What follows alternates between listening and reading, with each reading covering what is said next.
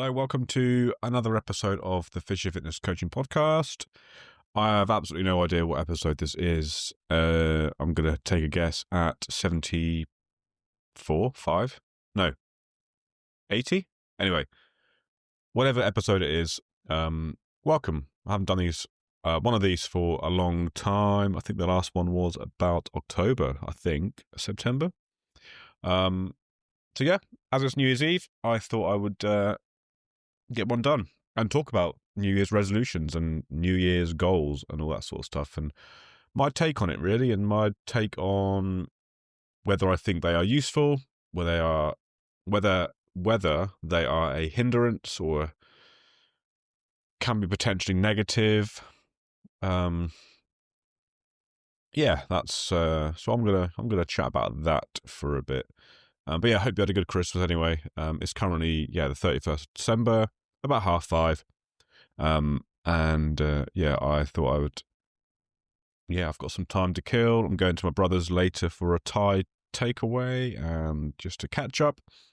But no doubt I'll be heading home around 9:30, bed by 10, woken up by the fireworks at midnight to then go back to sleep again. It happens every year. But yeah, my New Year's Eves recently have been very quiet. I'm not the one to go out anymore on New Year's Eve. Just because I don't know, it's just a massive, for me personally, I don't want to sound like a buzzkill, but it's a massive anticlimax. Everything's well overpriced. I just don't. Everywhere's packed. It's just, I don't know. It's almost like a forced night. You know, it's like what exactly are we celebrating here? You know, I don't know. I sound so negative, but. Do you know, that's what I think. What are we celebrating? The new year. Even though apparently the new year starts in spring. So the whole January thing is just a made-up concept. Apparently, that's what I've heard. So it's just another night, isn't it? It's a night where everything's double, triple pay or extra expensive. Everywhere's packed. I mean, it's a bit easier for me now to get home because I can just walk from the city. But I remember when I used to live out of the city, it used to cost an absolute fortune to get home because taxi drivers would triple their prices. And why wouldn't they? Because people need to get home and they will pay them. They'll pay the fares. So yeah, the last few years I've just stayed at home, chilled, watched some TV, gone to bed like any other night, and then woken up feeling absolutely fresh for the start of the year. And again, I think there's something a bit like waking up at the start of the year with a hangover. It's just not a good way to start the year, is it? Let's be honest. I hate hangovers. I can't stand hangovers. Hence why I don't drink much anymore. And if I do drink, I can call it a day after I know I've had too much. Whereas before, I didn't. I just carried on. But yeah, waking up with a hangover on New Year's Day, no thanks. I'd rather feel fresh. I'd rather go and do something, go for a walk, feel good. And yeah. But anyway, I am waffling as per usual. So yeah, I just thought I'd mention or talk about New Year's goals and resolutions and whether or not they are useful, useless. Are they positive? Are they a negative thing? They can be positive. They can be negative. I think it depends on the goal, depends on the person, depends on what you are setting them for. I'm going to go through my goals later, just so you know what I have written down, my professional and personal goals, because I think they can be a good thing. They can be good for accountability. They can be good for structure, which I'll go into in a bit. And it's just good to have something on paper or written down or just in your head, whatever, on your phone, on your laptop, which you can look at and try and push towards, because then you may end up just coasting through the year and not achieving anything, not getting anything done, and then that's another year done. So then you think, oh shit, where did that year go?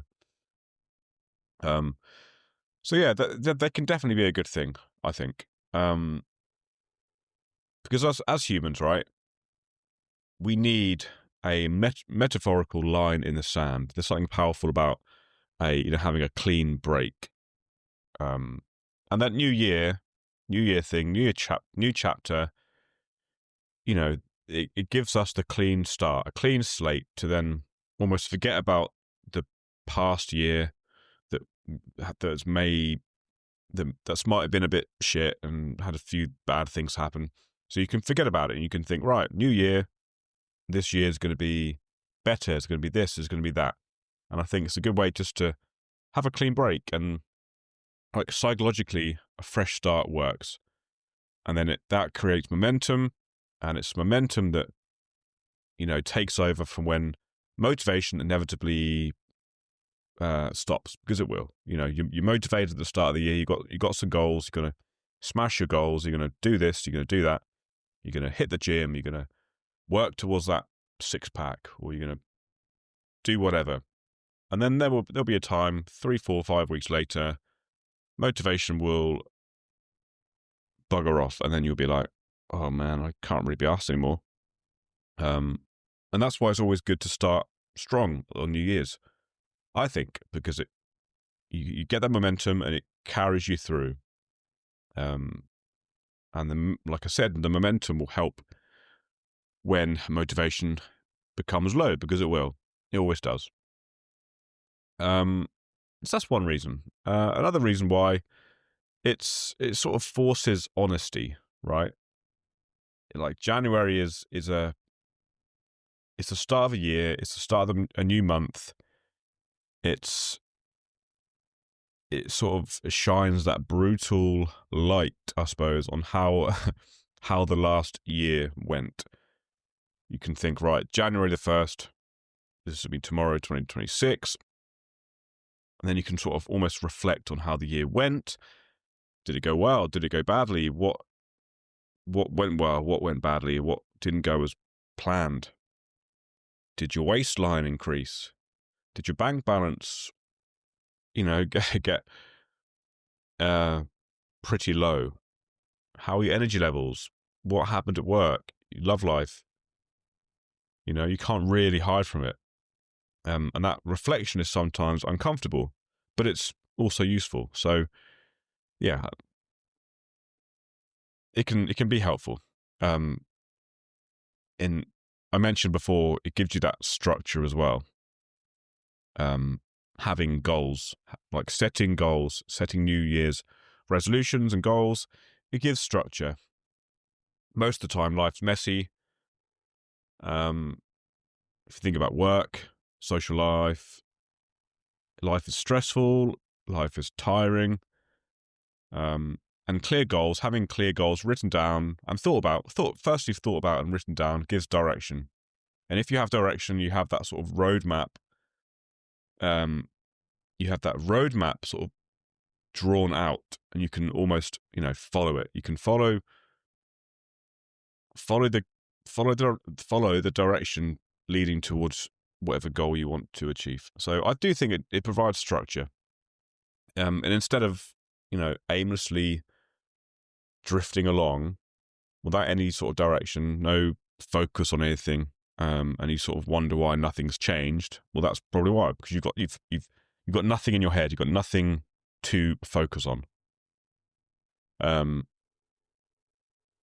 So they can be useful, and also as long as these goals are achievable, right? There's no point in giving yourself some massively your massively unachievable goals, which are so far out of your reach. Then, because yes, they're nice to have, but if they're very difficult to achieve and you end up not achieving them, then you're going to feel shit. You're going to be like you're going to feel like you failed.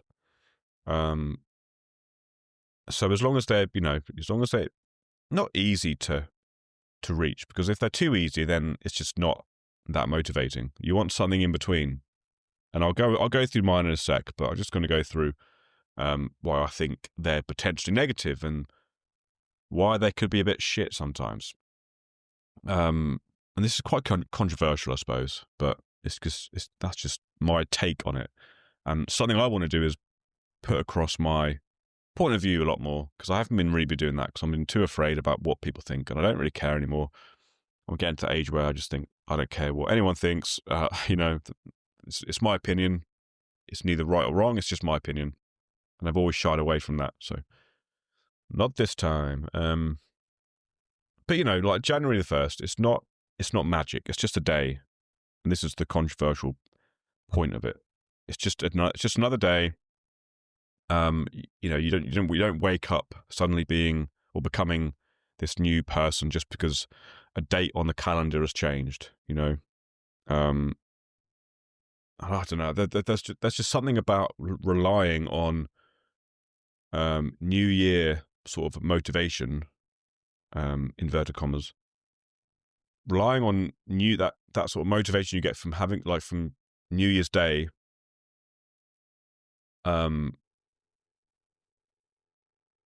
Yeah, if your goal relies on that motivation, then it's already sort of, I don't know, is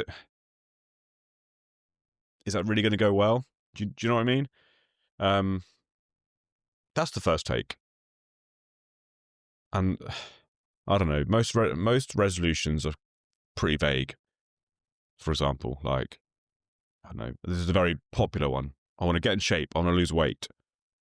Um, what do you mean by get in shape? What do you mean by lose weight? It needs to be more specific. If it's not as specific, then it's, I don't know.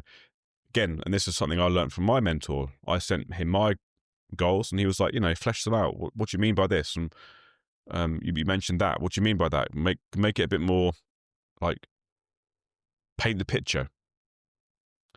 When you say something like, I want to get in shape, that's almost like a translation of, I don't really like how I feel.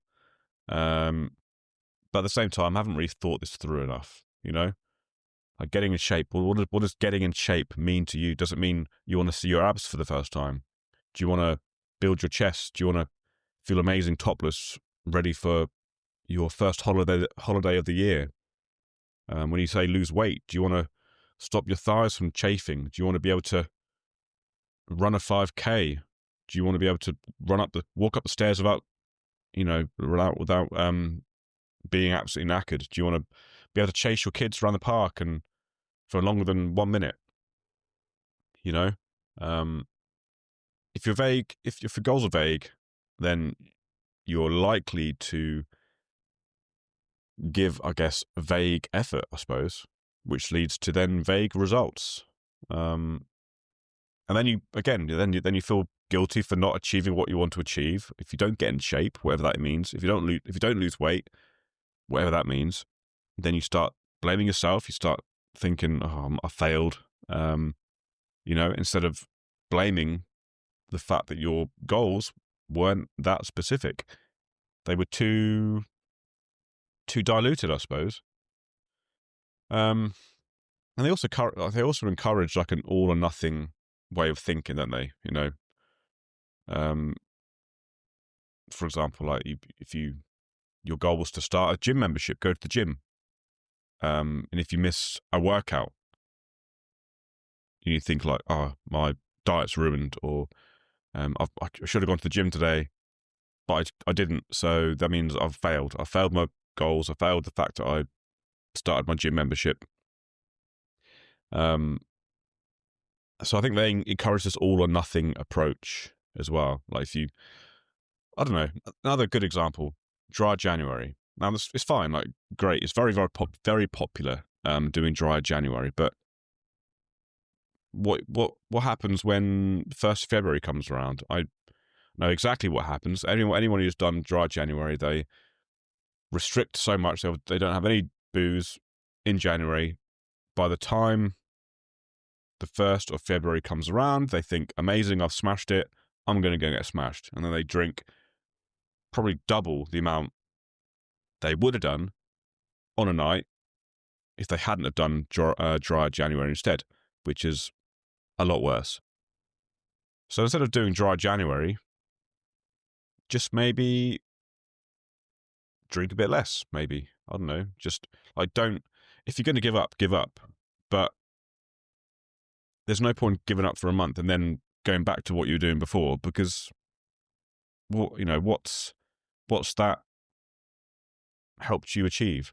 Yes, you may lose a bit of weight in January because you've consumed less calories and you're a bit healthier and you've done more exercise. But then when February comes around again, you're going to get back to it, and you're going to get back to drinking every night and drinking most weekends, and then you're going to feel shitter, you're going to feel tired, you're going to feel demotivated, and you're going to put weight back on because you're drinking more, and then you're stressed, and do you know what I mean? So it creates this massive snowball effect. So the dry January thing, I don't know, it just doesn't sit well with me. Just drink less overall throughout the whole year. If you can't drink, if you can only manage 1 month without drinking, then I don't know, that tells me something else. Do you know what I mean? And again, that sort of all or nothing approach, if you say you're going to do dry January, it's very restrictive, isn't it? It's very like, right, all or nothing. And if you have a drink in January, you think, oh, I've failed, I've fucked it up. Oh, might as well carry on. Might as well go out next week and drink more. Might as well drink on Wednesday or Thursday night. Just have a drink and then don't worry about it, and don't drink the next day. Or, maybe drink once every 2 weeks or something. Have 1 or 2 drinks. Moderation. One bad week and people think they've blown the whole year by the 14th of January. And that's exactly why that mindset is why you see that gyms are rammed for the first sort of 3-4 weeks of January, and then quiet by February, March. It's the same mindset. He's right. I'm going to smash the gym. I'm going to go for it. I'm going to do this. Work out every day or 4 or 5 times a week, every single week. And it's too much. You go from 0 to 100. And then if you miss a workout, you think, oh, bugger, I've messed it up. Oh, well, I might as well just completely fall off the rails now and not bother going back. This happens every single year. And obviously, it's great that people are starting the gym, but I think they put too much pressure onto themselves when there's no need. Yeah, start the gym, great, but you don't have to go every day. You don't have to go 5 times a week. If you're someone who's never set foot in a gym before, you don't have to go every day. You don't have to, if you can't keep it consistent, then don't tell yourself you have to go every day. Most busy people, because people are busy now, right, with kids, jobs and stuff, most people can or should go at the most twice a week. Sorry, at the least twice a week. And most people can stick with that. 2 times a week's great. Even once a week, you're still going to get some decent progress from going once a week. But most people don't think that. People think they have to go every day to get the results they want, to get in better shape, to lose the weight. They don't. Part of what I do is to help people understand that. You don't have to go or train as much as you think to get into shape or to see your abs or whatever. So yeah, that's sort of my take on it. I don't know. New Year's resolutions, they don't fail because people, I don't know, suddenly get lazy. It's because they sort of try and, I don't know, try and fix their sort of almost identity with a goal to try and hit.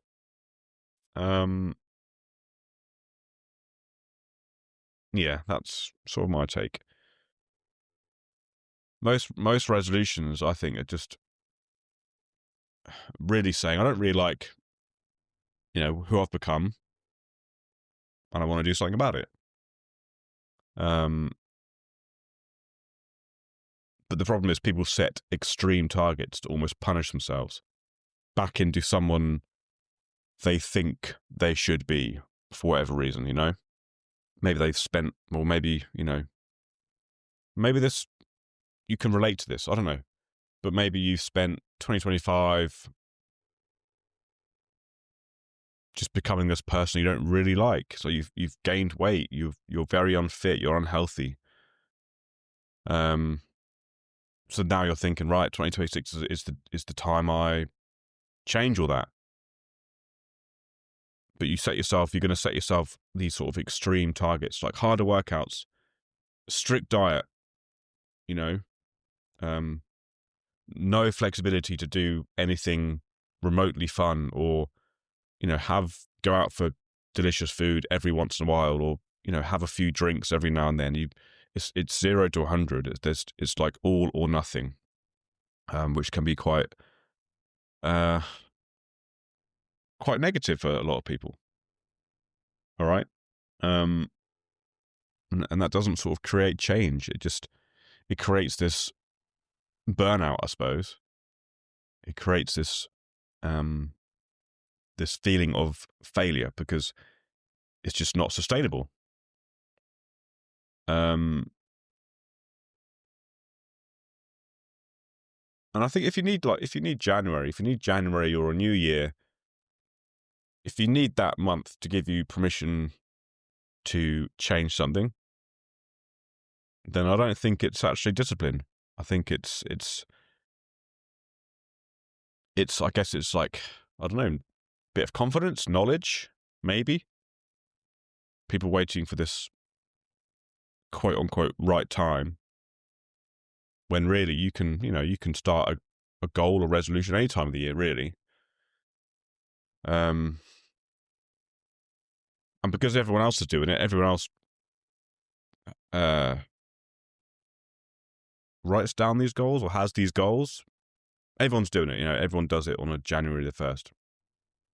If it does go wrong, if you do end up not fulfilling it or not seeing it to the end, then it's all right, because loads of other people do it as well. So you almost get lost in the crowd of everyone else. But if, let's say, in May you were like, I'm going to do this, I'm going to do that, and you put it on social media, more people are likely to see that, and more people are likely to notice if you don't achieve that goal. And I'm exactly the same. I mean, not in January, but I set some goals during the year. This year, like, for example, I did my road to 200 deadlifts. My goal was to get 200 kilos. I mean, I haven't necessarily stopped yet, but it's definitely taken a back seat. I got to like 185 or something. And then I just realized it didn't really mean that much to me, and I didn't really care. And that's not bad. I haven't failed, really. It just doesn't really mean that much to me. And I think that's a big thing for people. It's like it's the fear of failure. So in January, everyone else has these goals. There's so much on social media that people see, like, oh, this person's doing this and this person wants to do that. So you end up it just blends in with everything else. It just sort of, it gets lost with everyone else's New Year's goals. And it just feels safer. It feels safer to say that you're doing these things in January, because if you don't see it through to the end because they're potentially too restrictive and they're too difficult to achieve, then if you don't achieve them, then it's all right, because no one will notice, So that's that sort of safety thing, I think, I feel like I'm really putting a negative spin on resolution, New Year's resolutions. I'm not. This is just my thoughts on goals itself, and especially New Year goals. But remember, they can be positive for sure, as long as they are achievable. And you're not just doing it to put on social media for validation and engagement and likes, which, again, I think a lot of people do nowadays. And it's not your fault. It's not anyone's fault. It's just society. It's just social media. It's just we get sort of drawn into this way of validation now, I suppose. I don't know. Yeah, but I don't know. Maybe like a smarter way to look at New Year's goals. It's not about like becoming a new you, right? It's about sort of removing friction from the life you currently have. So instead of thinking, right, I need to train 6 days a week, which pretty unsustainable, pretty unlikely for most people who are busy. Instead, you can think something like, I'm going to become someone who never misses 2 workouts in a row, for example. Way more achievable. Another example, I'm going to eat really healthily. I'm going to eat perfectly, whatever that means. Again, it's not sustainable for most people. But instead, you could think, I'm going to stop letting weekends undo my hard work. I'm going to have a bit more moderation during the week and not think that I need to binge or go out and have takeaways and beers and stuff every single weekend, following that sort of 80-20, 90-10 eating guideline, I suppose, but throughout the week, not just the weekend. Instead of thinking I need to get shredded, I want to get shredded, because that's, a pretty big goal for most people. Instead of that, you can think your goal might be, I want to feel confident enough to take my top off without worrying, without, feeling embarrassed or ashamed. All right. That's something a bit more achievable for most people. Yes, it's more boring, but that's why the less sexy goals will actually work for you, probably, because they're more achievable. Like, what's more achievable for you right now? To get absolutely shredded, or to lose enough body fat for you to be able to take your top off in a public sauna and not feel ashamed? The latter, for sure. So yeah, that's my thoughts. Those are my thoughts on the whole thing. I hope that was somewhat insightful. And yeah, I'll go through my goals, shall I? If you care. You may not. You may do. But these are mine. Let me just get them up. I sent them to my coach this morning. I've got some professional and some personal goals. So 2026 goals is to successfully take 15 members through my 8-week online coaching program, Define, get at least 5 good results from those 15, and move at least 3 of those members over to one-to-one online coaching. That's the first one. Build an online business to around 25 online clients. I've got my financial goal there as well, but I won't go into that. Take part in the May photo shoot, which I am basically dieting for now, so I've started that already. And then maybe do a photo shoot in Dubai in October. So again, 2 pretty big goals. But they're a bit more. I'm not just saying get in good shape. I'm saying take part in a photo shoot in May in Nottingham, and then October maybe Dubai. Attend 2 anatomy days in Hereford. So these are the education days where I go to Hereford for 2 days and learn about anatomy and biomechanics.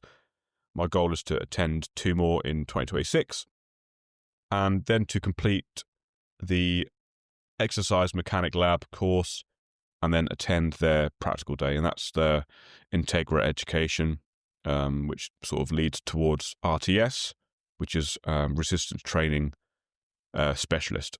And that's more like biomechanics and all that sort of stuff. So lots of learning stuff going on.